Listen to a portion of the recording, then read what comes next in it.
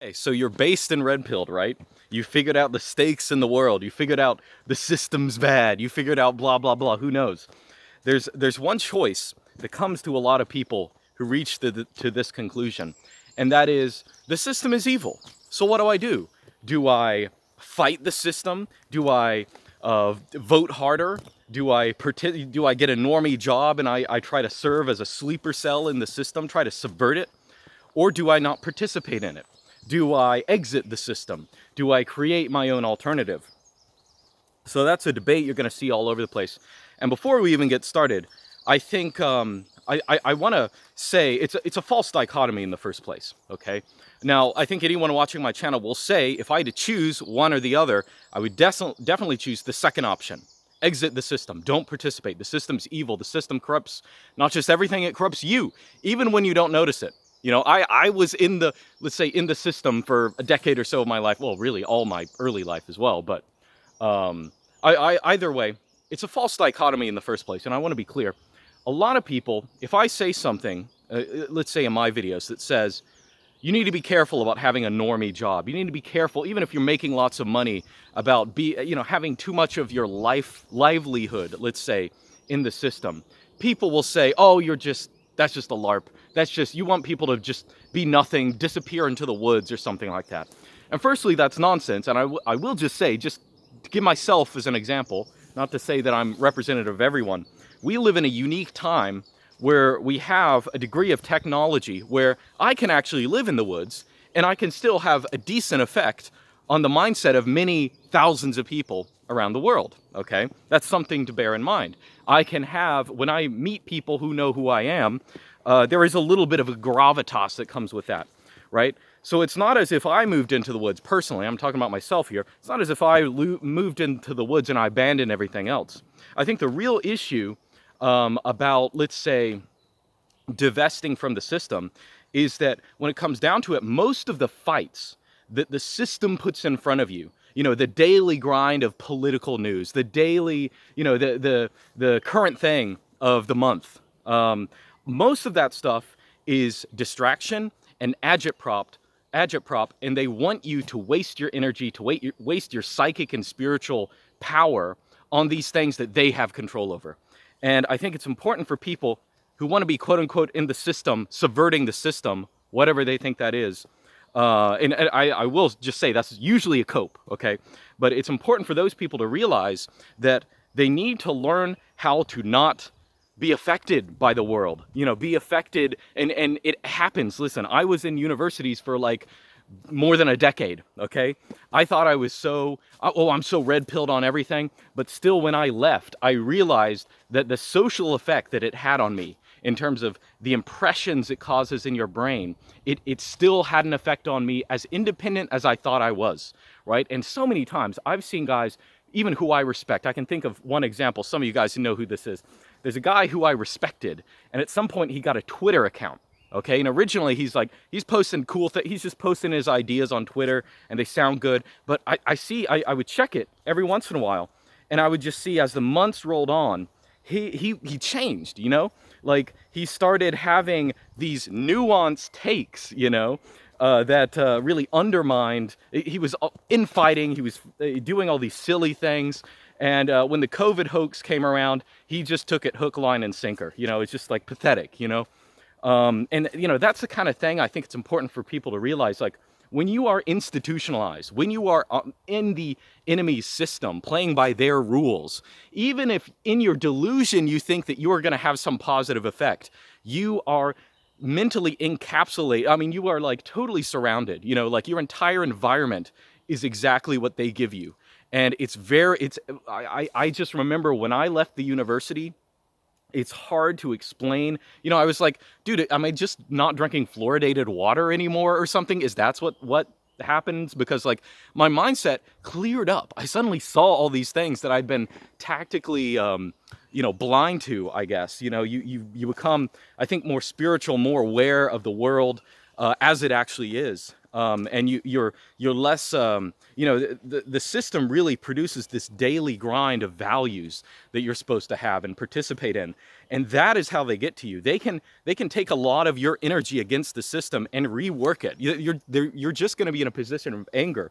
I had a friend who, against my recommendation, he continued in the grad school, and eventually he met this professor who had gone his entire life, doing all this research, and he always had these red pill beliefs, about certain groups out there that are influencing America in particular.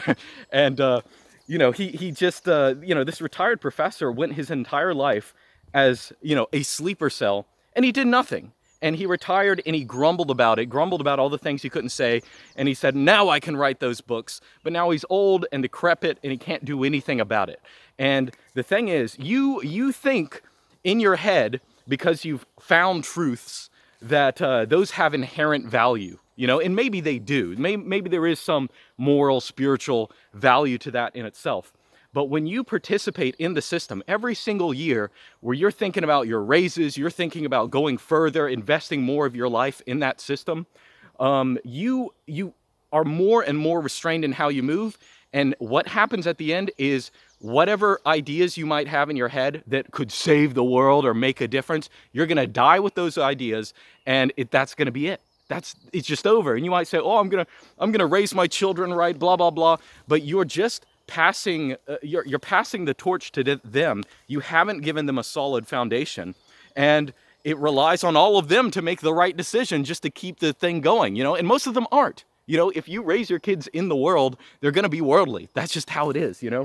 And so this, I think, is, I'm not against people who put their toes in the system.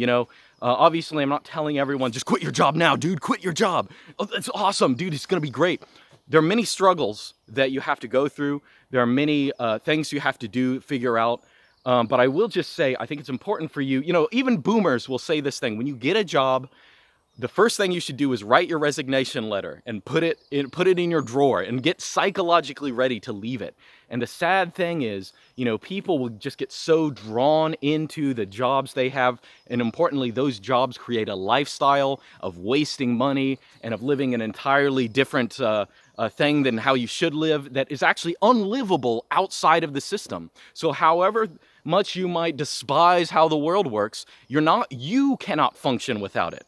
The important thing should be weaning yourself off of that system. If you truly believe that the world has gone awry, right? You have to wean yourself from that. And it's a painful process. It's a process none of us have completely done.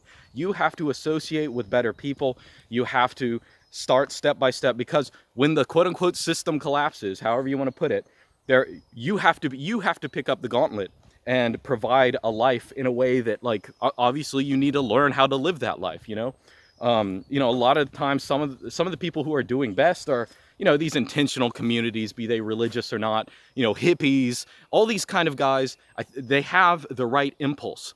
And again, moving away from the system physically is not the same thing as disappearing into nothingness and having no effect on the world. It's just the opposite.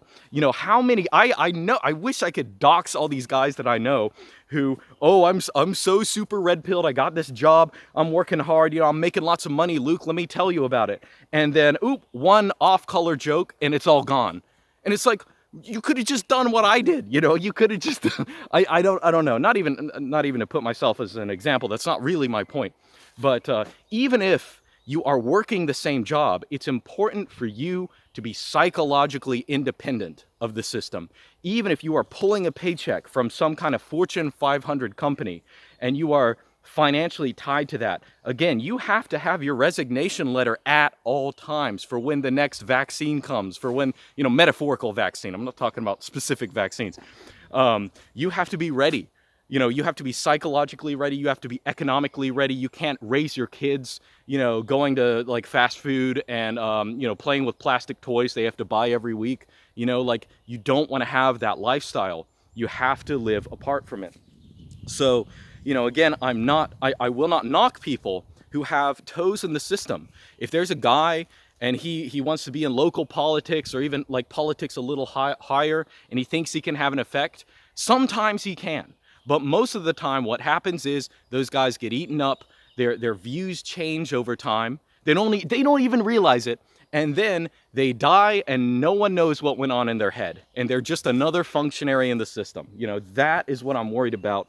And again, there are people I know who I think have done a good job of like having, well, I can't really give an endorsement to anyone in particular, but I think there are some guys who can play that well, you know, having kind of a normie job. But honestly, there will come a time. The system is getting tighter and tighter and tighter and tighter with every single year, and the amount of absurdity that they put in your face to test you, ultimately, to test and see if you are obedient to the system.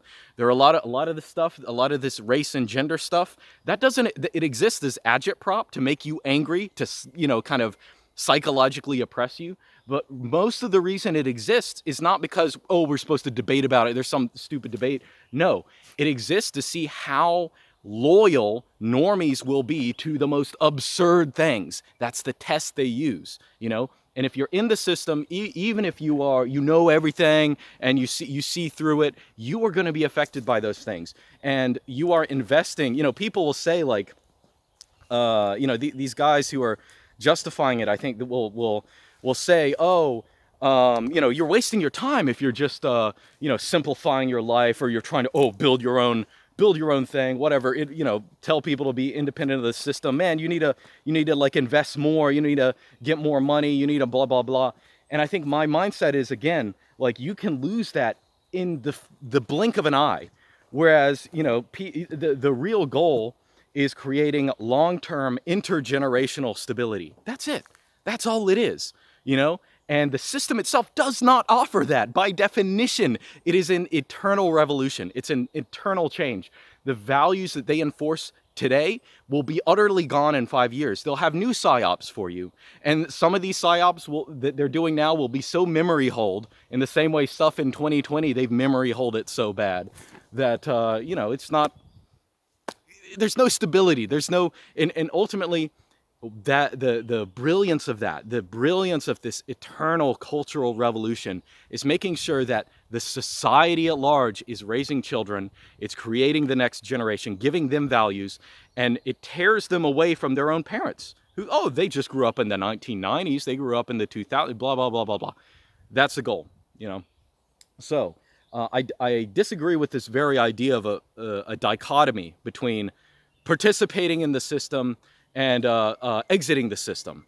But the people who are telling you in most cases to participate in the system are delusional, and they're not saying it because they genuinely have sat down and thought about it. They're saying it because they're in the system. They're trying to justify it.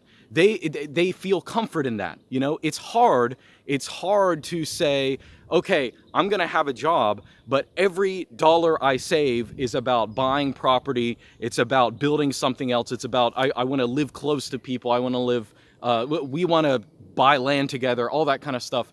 You know, I think it's really important for people to realize you can leave the system and you can still have an effect on the world. In fact, you can't really have an effect on the world when you're in the system. You know, you can't just vote harder, you know?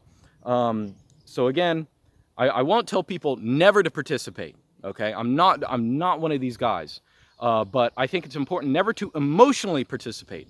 If you can have a little effect on the world that is at no cost to you, you don't put your neck out, you don't do anything, by all means, please do it.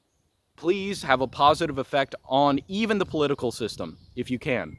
But as soon as you really put your neck out, as soon as you're making decisions that further ensconce you in the system, it doesn't matter what you believe, you are exactly the same as, you know, your worst enemy. You are still marching for the enemy, and you might, I kind of disagree with this, but you're still going along.